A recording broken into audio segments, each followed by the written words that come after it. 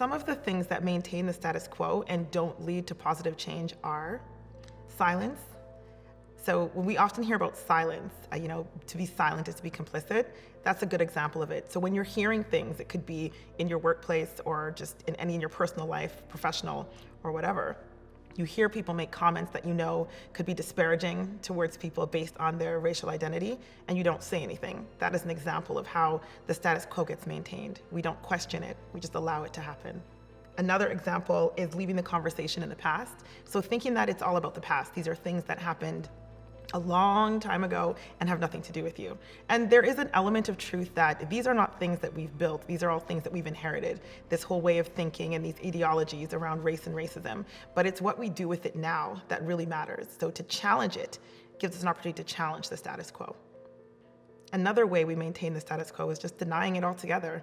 It doesn't exist, it doesn't happen here, or prove it. Right? Asking people who are experiencing oppression, experiencing marginalization to prove how their oppression is actually realized. And if they aren't able to prove it, then it doesn't exist. Then there's also, what about me, right? In terms of the oppression Olympics, people trying to say, well, my oppression is much worse than your oppression. And that's really not about that either. And that actually just serves to maintain the status quo if we spend time going back and forth to try to figure out whose oppression is worse than the other.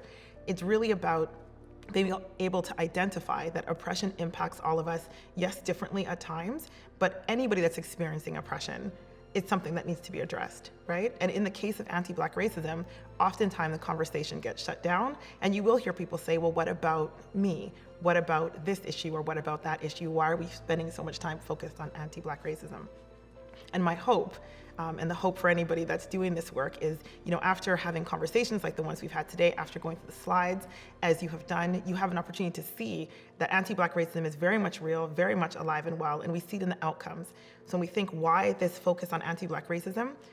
Because it's necessary and it's needed. And then there's the idea of colorblindness. I don't see color. All lives matter. All of that type of rhetoric around, not being willing to really address anti-Black racism and the impacts of it, that also serves to maintain the status quo. It's not enough to say you don't see somebody's racial identity, because as we've discussed, race it impacts so many areas and aspects of our lives. It is basically the foundation of the society that we live in. If we think about how Canada was started, if we think about all of the different systems that we interact with, whether it's within criminal justice, legal system, child welfare, policing, housing, income, all of these different aspects are impacted by race. When we talk about the social determinants of health, we know that racism is a factor that impacts people's outcomes. So it's not enough for us to say we don't see race or we don't see someone's racial identity, because to do so negates a person's entire existence, and as well, it negates the oppression and the experiences that they're going through. We have covered a lot, but we wanted to close this off with 6 actionable things you can do to create change along your journey toward being an anti-racist.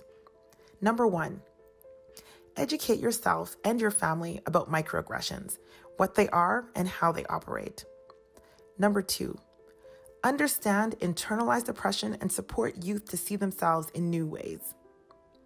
Number 3, support policy development that addresses anti-Black racism. Number 4, connect with Black-led organizations for additional social supports and mentorship for youth. Number 5, center Black voices and be intentional in addressing anti-Black racism. Number 6, speak up. Silence is complicity. We need to talk about race and racism and its harmful impacts in order to see and be the change that we want. So we've discussed today, the importance of understanding anti-Black racism as a lens, as a framework, to using how you work with the youth that you're working with. You need to be able to understand that anti-Black racism is very much alive and very much thriving within the Canadian context, and that we all have a role to play. We talk about systems and institutions, but it's important for us to keep in mind that it's people that make up these systems and these institutions. So this course, we've walked through the historical context of anti-Black racism.